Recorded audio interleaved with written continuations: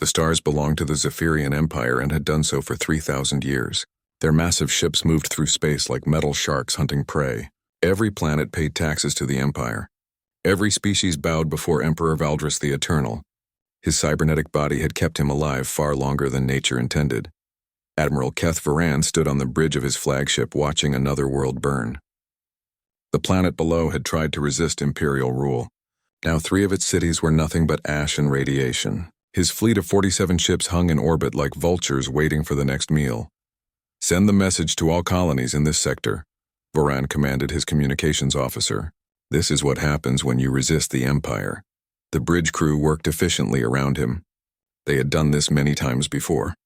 The Zephyrians believed they were the strongest species in the galaxy. Their energy shields could stop any weapon. Their plasma cannons could melt mountains. No enemy had ever defeated them in battle. On the mining world of Kepler 442b, Dr. Elena Martinez crawled through the ruins of her laboratory. The Imperial attack had destroyed most of the research station, but she had managed to save one thing. Hidden in a metal case were ancient star charts that she had found in archaeological digs across the planet. The charts showed something strange. There was a region of space that Imperial surveys always reported as empty. The Empire called it the Silent Sector because their ships found nothing there. But the ancient charts told a different story. They showed signs of advanced civilization in that region, cities on planets that Imperial scans said were dead rocks. Elena had spent 5 years studying these charts in secret. She was a xenobiologist, which meant she studied alien life forms. But these charts suggested there might be aliens that the Empire had never found. Or maybe aliens that did not want to be found. The mining overseer walked through the ruins with his security team. He wore the black uniform of Imperial authority. His plasma rifle hung ready at his side. Around him lay the bodies of workers who had tried to organize a strike against the 18-hour work shifts. "Find any survivors," he ordered his men. "The Emperor wants this planet back to full production within 1 week." Elena pressed herself deeper into the shadows. The Imperial forces were searching every building. If they found her research about the Silent Sector, they would execute her for unauthorized investigation. The Empire did not like citizens who asked too many questions about unexplored space. High above in orbit, Admiral Varan received a priority message from Imperial Command. Emperor Valdris himself was calling for a secure communication link. The Admiral straightened his uniform and activated the holographic projector. The Emperor appeared as a blue image above the communication console. His face showed the mixture of flesh and machine that kept him alive. Metal components replaced his left eye and much of his skull. Wires and tubes connected to ports in his neck and arms. "Admiral Varan," the Emperor spoke with a voice that sounded like grinding metal. "Long-range scouts have detected new settlements in the Silent Sector. You will take the 5th Fleet and investigate immediately." "Yes, my lord," Varan replied with a bow. "What are our orders regarding the inhabitants?" "Standard procedure. Demand surrender. If they refuse, destroy their military forces and occupy their worlds. The Empire grows stronger with each new conquest." The Emperor's image flickered and disappeared. Varan turned to his navigation officer. "Set course for the Silent Sector. Maximum speed." The 5th Fleet began moving through hyperspace toward their new target. In the ship's databases were files on hundreds of species that the Empire had conquered. Each one had fallen within days of first contact. The Zephyrians had superior technology and overwhelming numbers. No species could stand against them. On Kepler 442b, Elena Martinez waited until the Imperial forces moved to another section of the ruins. Then she activated her hidden communication device. It was an old smuggler's transmitter that could send messages without Imperial detection. She had programmed it with coordinates from the ancient star charts. "This is Dr. Elena Martinez on Kepler 442b, she whispered into the device. "If anyone is listening in the Silent Sector, you need to know that Imperial forces are coming. A full fleet is heading your way. They have 47 capital ships with weapons that can destroy planets." She paused and looked at the star charts one more time. The ancient symbols seemed to glow in the dim light of her hiding place. "I don't know if you really exist, but if you do, please be ready. The Empire has never lost a battle. They think they own the galaxy and everything in it. Maybe it's time someone proved them wrong." Elena switched off the transmitter and buried it deeper in the rubble. Outside, she could hear Imperial soldiers still searching for survivors. Their heavy boots crunched through broken glass and twisted metal. Soon they would move on to terrorize another world. Meanwhile, Admiral Varan's fleet traveled through hyperspace toward the silent sector.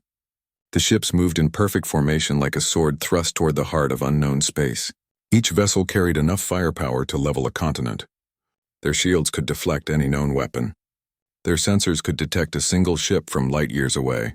The Admiral studied intelligence reports about their destination. Imperial surveys had been mapping the silent sector for decades, but always found empty worlds. No cities, no technology, no signs of intelligent life. Yet the Emperor's scouts had detected new settlements. Someone was building colonies in Imperial space without permission. "Prepare the standard conquest package," Varan ordered his tactical officer. "Full surrender demands in all major galactic languages. If they refuse, we will demonstrate Imperial power with a surgical strike on their largest population center." The crew began preparing for another easy victory. They had conquered hundreds of worlds using the same tactics. Show overwhelming force, demand immediate surrender, destroy any resistance quickly and brutally. Most species surrendered after seeing what Imperial weapons could do. But in the silent sector, something waited that the Empire had never encountered before. Something that had been watching Imperial expansion for 50 years and preparing for this moment. Something that understood that when predators ruled through fear, the only answer was to show them what real predators looked like. The galaxy was about to learn that the most dangerous enemy was the one you never saw coming. Captain Jake Harrison stood in the command center of the UES Titan and watched the holographic display show Imperial ship movements. The massive battleship hung in space near a dead asteroid that hid it from enemy sensors. Around him, his crew worked quietly at their stations, preparing for a war that had been 50 years in the making. The Titan was unlike any ship the galaxy had ever seen. Instead of the smooth curves that most species preferred, it had sharp angles and flat surfaces designed to deflect sensor beams. Thick armor plating covered every inch of the hull. Strange weapon ports lined its sides like the teeth of some ancient predator. "Captain," called Commander Lisa Brooks from the tactical station, "we're receiving Dr. Martinez's transmission from Kepler 442b. Imperial 5th Fleet is heading our way with 47 ships." Harrison nodded grimly. Earth's intelligence network had been tracking Imperial movements for decades. They knew this day would come eventually. The Empire's expansion had finally reached the edge of human space. "Signal the other ships," Harrison ordered. "Begin Phase 1 deployment." Throughout the silent sector, 11 other human battleships received the same command. The UES Liberty under Captain Ryan Thompson moved toward the outer system perimeter. The UES Defiance, commanded by Captain Kate Morgan, took position near the asteroid belt. Each ship carried weapons and technology that the Empire had never encountered. Chief Engineer Danny Walsh emerged from the engine room with grease on his uniform and satisfaction on his face. The Titan's fusion drives were running at peak efficiency. Unlike Imperial ships that used antimatter for power, humans had developed clean fusion reactors that produced no energy signature that enemy sensors could detect. "All systems green, Captain," Walsh reported. "The railguns are loaded and the point defense grid is online. We're ready for whatever they throw at us." Harrison walked to the main display and studied the tactical situation. Earth's governments had spent 50 years preparing for this moment, after their long-range telescopes detected Imperial expansion toward human space. Every nation had contributed to the most ambitious military project in human history. The human fleet was small compared to Imperial armadas, but it incorporated revolutionary technology. While other species relied on energy shields for protection, humans used reactive armor that could absorb and redirect kinetic impacts. Instead of plasma weapons that the Empire favored, humans deployed railguns that fired solid projectiles at incredible speeds. Most importantly, humans had developed quantum communication systems that allowed instant coordination across vast distances, while Imperial fleets relied on light speed, transmissions that took hours to cross a star system. Human ships could communicate instantly no matter how far apart they were. "Incoming priority transmission from Earth Command," announced the communications. Officer Admiral Claire Stevens appeared on the main screen. She commanded the entire human defense fleet from her flagship UES Victory, hidden deep in the asteroid belt. Her stern face showed the weight of command and the knowledge that humanity's survival depended on the next few hours. "All ships, this is Admiral Stevens. Imperial forces will arrive in 6 hours. Remember your training and trust your equipment. We have advantages they don't know about." Use speed and surprise. Hit them hard, then disappear before they can respond. Make them think twice about threatening human space. The transmission ended and the bridge fell silent. Every crew member understood what they faced. The Zephyrian Empire had conquered hundreds of species. Their technology was thousands of years more advanced than anything most civilizations could field. But humans had always been good at finding ways to win against superior enemies. Captain Harrison remembered his briefings at the Naval Academy on Earth. The instructors had studied every Imperial battle for the past century. They found patterns in how the Empire fought. Overwhelming force applied directly. Energy shields to absorb incoming fire. Plasma weapons to melt enemy armor. Tactics that had worked for 3,000 years. But those tactics assumed enemies would fight the same way. The Empire expected energy weapons that their shields could stop. They expected direct confrontation where superior numbers would win. They expected primitive aliens who would surrender after the first demonstration of Imperial power. "Captain," called the sensor operator. "Hyperspace distortion detected.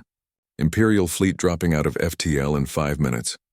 Harrison moved to his command chair and activated the ship's combat systems. Around him, the bridge lights dimmed to combat red. Weapon ports opened along the Titan's hull, revealing the barrels of massive railguns. Point defense lasers tracked across their firing arcs looking for targets. All hands battle stations. "This is not a drill. Imperial forces are entering our space. Prepare to defend human territory." The klaxon sounded throughout the ship as crew members rushed to their combat positions. In the weapon bays, teams loaded tungsten penetrator rounds into the railgun magazines. Each projectile was a solid metal spike designed to punch through energy shields like they were made of paper. In engineering, Danny Walsh watched his fusion reactors climb toward military power. The Titan could generate more energy than most Imperial ships twice its size. That power fed the railguns and the advanced sensor systems that would give humans their edge in battle. "Hyperspace exit detected," announced the sensor operator. "Imperial 5th Fleet entering system. Count shows 47 capital ships led by Admiral Varan's flagship Dominator." Harrison smiled coldly. Imperial intelligence was worse than Earth had hoped. They had sent only one fleet against what they assumed was a primitive species with minimal defenses. The Empire was about to learn that assumptions could be deadly. Signal from Admiral Stevens reported communications. "All ships are in position. We are authorized to engage hostile forces entering human space without permission." The Imperial fleet moved into the system in perfect formation. Their ships gleamed with polished metal and energy fields. Admiral Varan's flagship led the advance with plasma cannons charged and shields at maximum power. They expected another easy conquest against backward aliens. Harrison watched the enemy ships approach on his tactical display. Each Imperial vessel was larger than the Titan, but humans had learned that size wasn't everything in space combat. What mattered was hitting your target while avoiding return fire. What mattered was using weapons your enemy couldn't stop. "Range to target?" Harrison asked. "Imperial fleet at optimal firing distance in 2 minutes, Captain." Harrison activated the quantum communication link to Admiral Stevens. "Titan standing by for orders, Admiral." "Begin the attack, Captain. Show them what humans can do." The galaxy was about to witness something it had never seen before. For the first time in 3,000 years, someone was going to shoot back at the Zephyrian Empire. Admiral Keth Varan stood on the bridge of the Dominator and watched his fleet enter the human star system. 47 Imperial ships moved in perfect formation toward the third planet, where their sensors detected primitive settlements. The Admiral expected this to be another routine conquest like hundreds of others throughout his career. "Scan the planet," Varan ordered his science officer. "I want to know what kind of resistance we might face." The sensors revealed several small cities on the planet's surface, but no orbital defenses. No military installations. No sign of advanced technology. The inhabitants appeared to be barely capable of spaceflight. Varan smiled with satisfaction at what would be an easy victory. "Open a channel to the planet," he commanded. "Let's get this over with quickly." On the human colony world of New Geneva, Governor Amy Patterson received the incoming transmission in her emergency command center. She had been expecting Imperial contact ever since Earth's intelligence network detected their approach. Her orders were clear and she intended to follow them exactly. Admiral Varan's image appeared on the communication screen. His blue skin and elaborate uniform marked him as a high-ranking Zephyrian officer. Behind him, the bridge of his flagship showed the technological superiority that had conquered most of the galaxy. primitive inhabitants of this system. Varan spoke in the arrogant tone he used with all new conquests. You are now part of the Zephyrian Empire. Surrender immediately and your world will be spared destruction. You have 1 hour to comply. Governor Patterson looked directly into the camera with the calm expression of someone who knew something her enemy did not. She was a former military officer who had volunteered for colonial service specifically to be ready for this moment. Admiral Varan, she replied in clear, precise words. You have 10 minutes to leave our system before we consider you hostile. This is your only warning. The Imperial Bridge erupted in laughter. Varan's tactical officers could hardly believe what they had heard. A primitive species with no visible defenses was threatening the Fifth Fleet. The Admiral decided to teach these humans a lesson about Imperial power. Interesting, Varan said with amusement. Perhaps a demonstration will help you understand your situation. He turned to his weapons officer. Target their largest city with a light plasma barrage.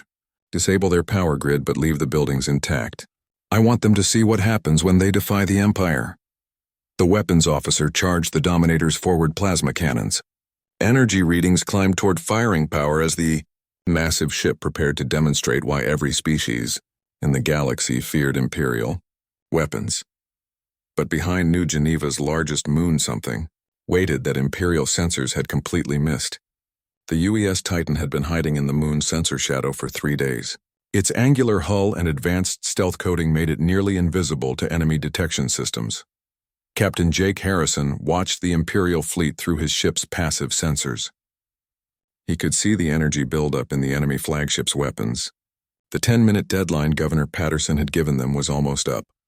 All stations report ready for combat, Commander Lisa Brooks announced from her tactical station. Railguns loaded with penetrator rounds, point defense grid online, quantum communicator linked with Admiral Stevens. Harrison activated the ship-wide communication system. All hands, this is the captain. Imperial forces have refused our warning and are preparing to attack human territory. We are authorized to engage. Show them what happens when they threaten humanity. The Titan emerged from behind the moon like a predator stepping out of shadows. Its dark hull reflected no light as it accelerated toward the Imperial fleet. The ship's fusion drives produced no emissions that enemy sensors could detect until it was already moving at combat speed. Imperial. Contact detected, announced the Dominators. Sensor operator with sudden alarm. Single ship approaching from the third moon. Design unknown. No energy shields detected. Admiral Varan looked at the tactical display with curiosity rather than concern. One primitive ship against his entire fleet was not a threat. The vessel appeared crude with thick armor plating instead of proper energy shields. Its weapons were unfamiliar, but probably some variant of chemical rockets or primitive lasers. Well, Varan said with amusement, it seems they want to die gloriously instead of surrendering. Target that ship with a demonstration barrage. Disable their engines, but don't destroy them completely. I want prisoners for interrogation. The Dominator's plasma cannon swiveled toward the approaching human ship. Energy discharges leaped across space in brilliant blue streams designed to overwhelm the target's defenses and leave it helpless.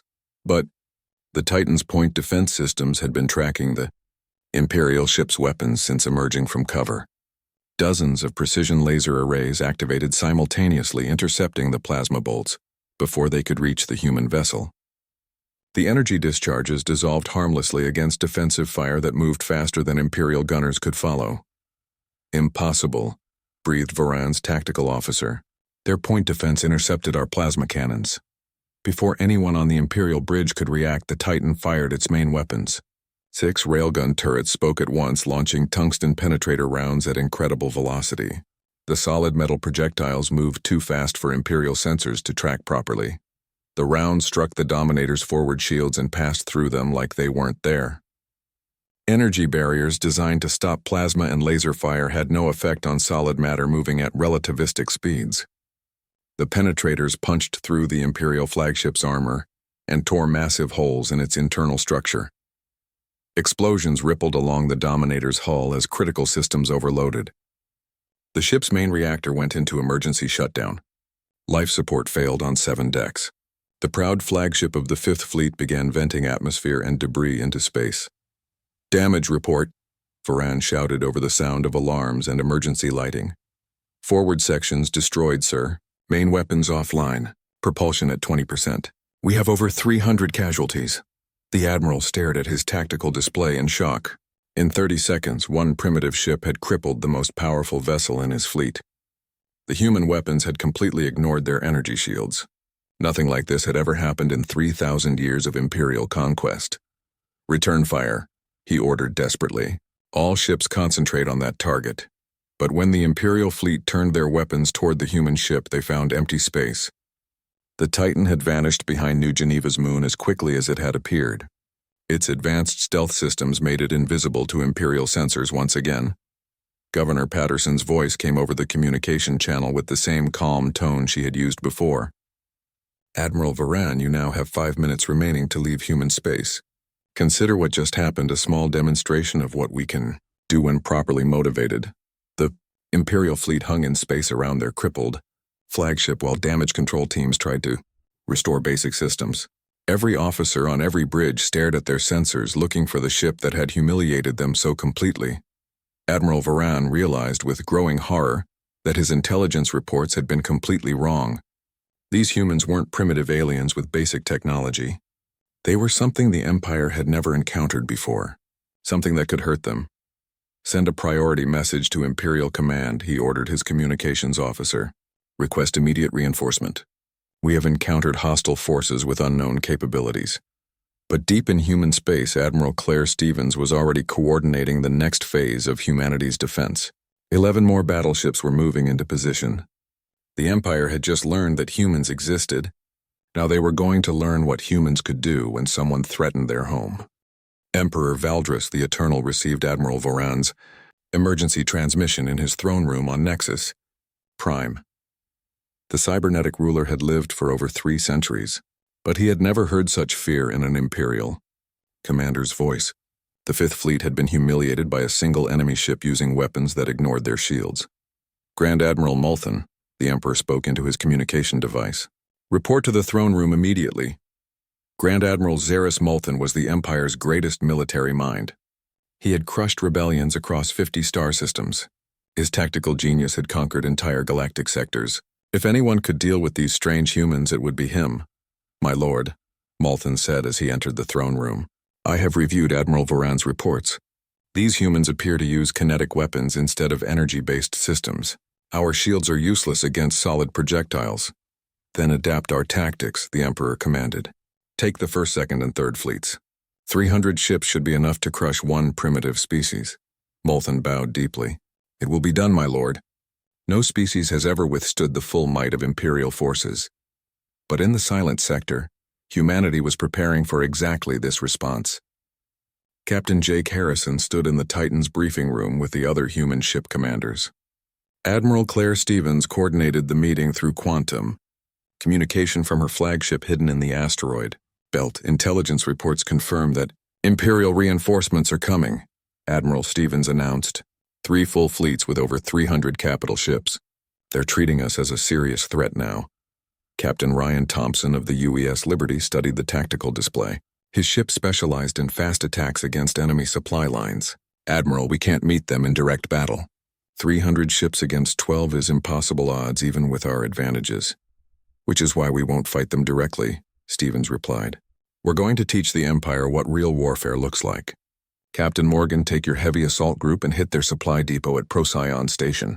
Captain Thompson, your fast attack squadron will target their fuel convoys in the Kepler system. Captain Kate Morgan of the UES Defiance nodded grimly. Her ship carried the heaviest weapons in the human fleet. What about their main force, Admiral? Captain Harrison and I will handle Grand Admiral Multhen personally. It's time these Zephyrians learned that humans don't fight fair. The human fleet dispersed throughout Imperial space like ghosts hunting prey. Their stealth technology and quantum communication gave them advantages that Imperial commanders couldn't understand. While enemy fleets moved in, predictable formations, human ships appeared and vanished like phantoms.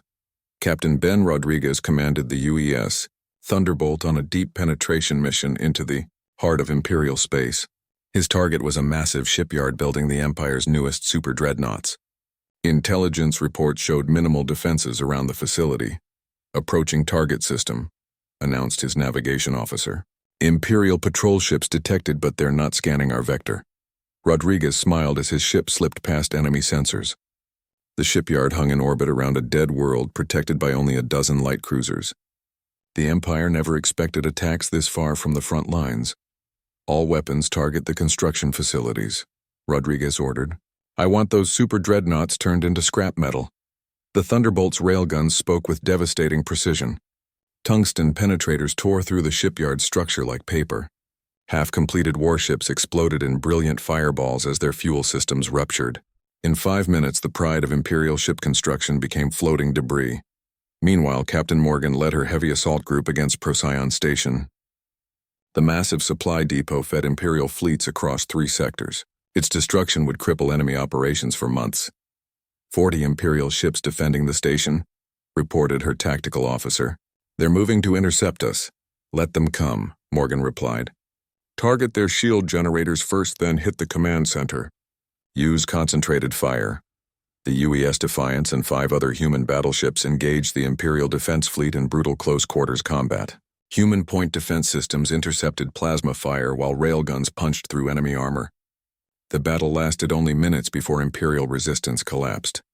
But the psychological impact of human attacks was proving more important than the material damage. Across Imperial space, commanders reported mysterious raids that struck without warning and vanished before reinforcements could respond. Supply lines that had been secure for centuries were suddenly vulnerable.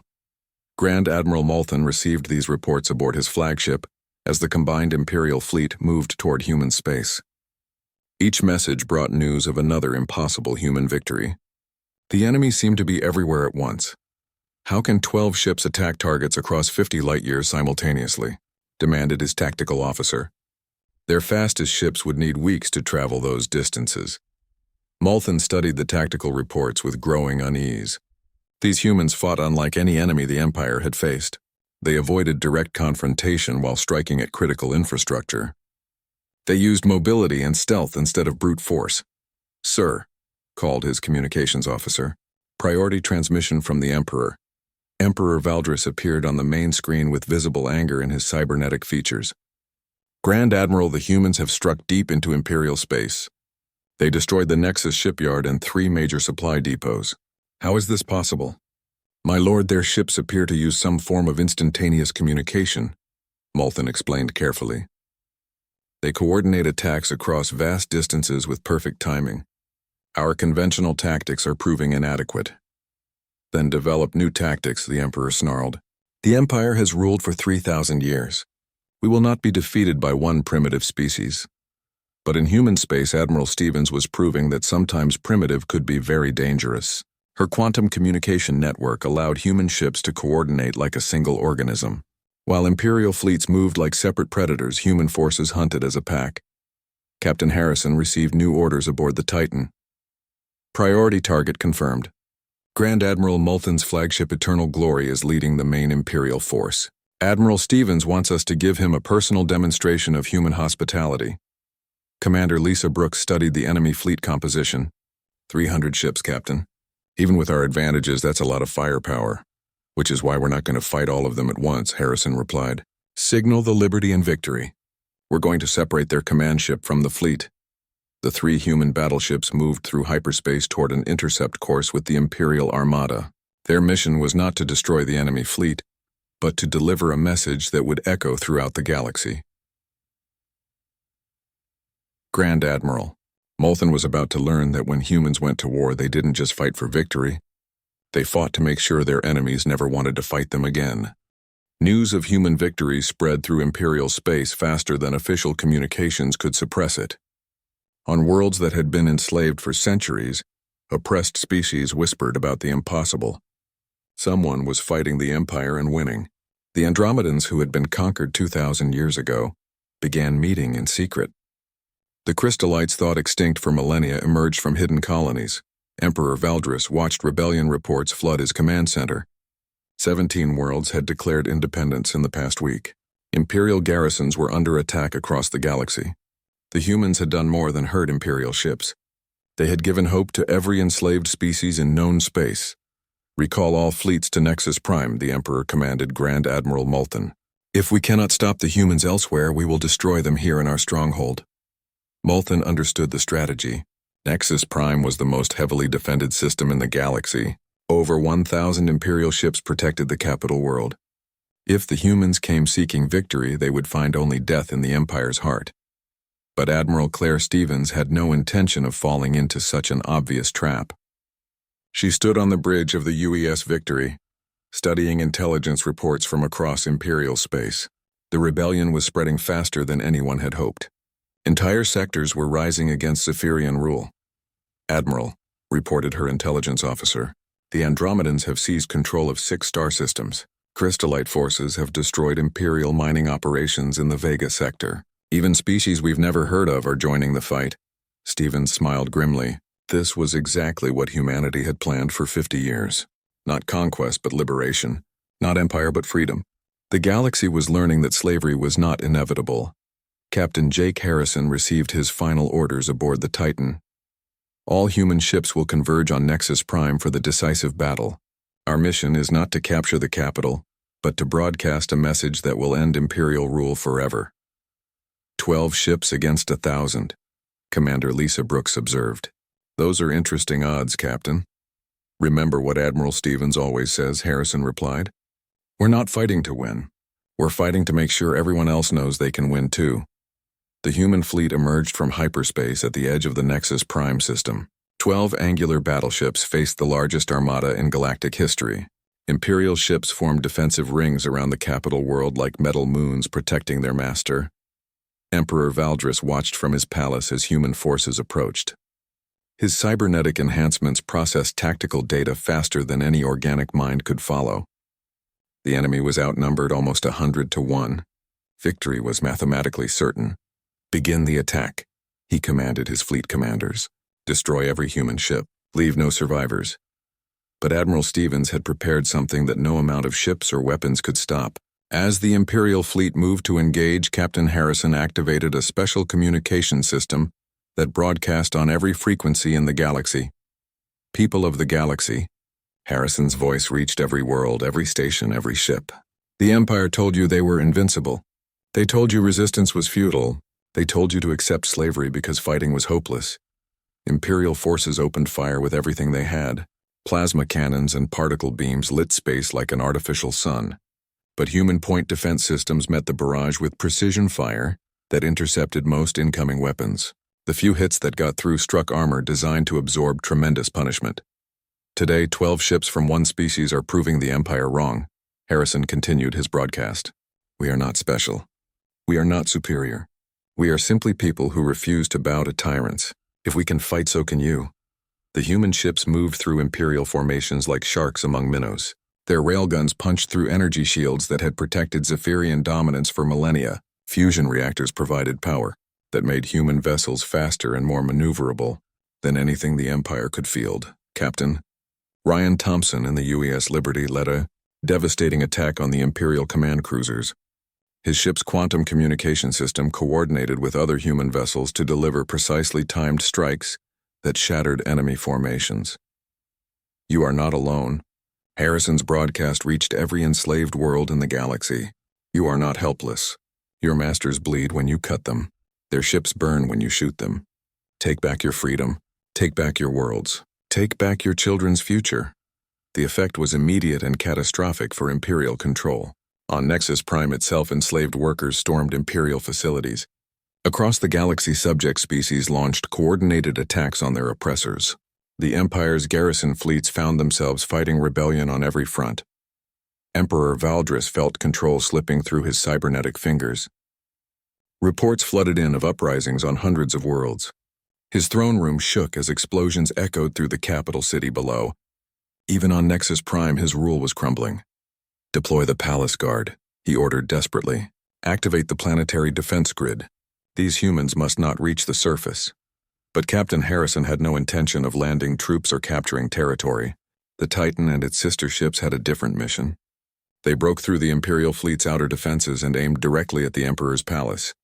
"All weapons target the palace shields," Harrison commanded. "Show them that their master is not untouchable."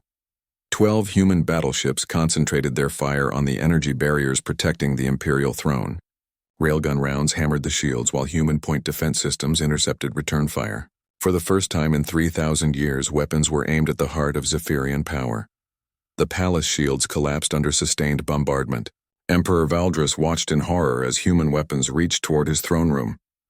His cybernetic body had survived for centuries, but it could not protect him from the fury of a freed galaxy. "This is Captain Jake Harrison of the Human Defense Fleet," came the transmission as the first railgun rounds struck the palace walls. "Emperor Valdris, your empire is finished. Surrender now and you will be given a fair trial. Continue fighting and you will share the fate of all tyrants."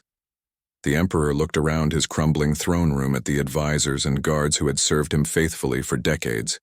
Fear showed in their eyes as they realized their master was not immortal after all. Outside the palace, Nexus Prime burned as freed slaves turned against their oppressors. Across the galaxy, the same scene played out on thousands of worlds. The empire that had ruled through fear was discovering that fear could work both ways. Emperor Valdris made his final choice as a human weapon punched through his personal shields. 3,000 years of tyranny ended not with surrender, but with the simple truth that even emperors were mortal. In the months that followed, representatives from hundreds of species met to form a new galactic alliance based on cooperation rather than conquest. Earth became not the ruler of this new order, but its guardian. Human ships patrolled the trade routes, ensuring that no new empire could rise to threaten freedom. The silent sector was silent no more, and the galaxy had learned that sometimes the most dangerous predator was the one that fought not for conquest, but for the simple right of all beings to live free. The age of empires was over. The age of freedom had begun.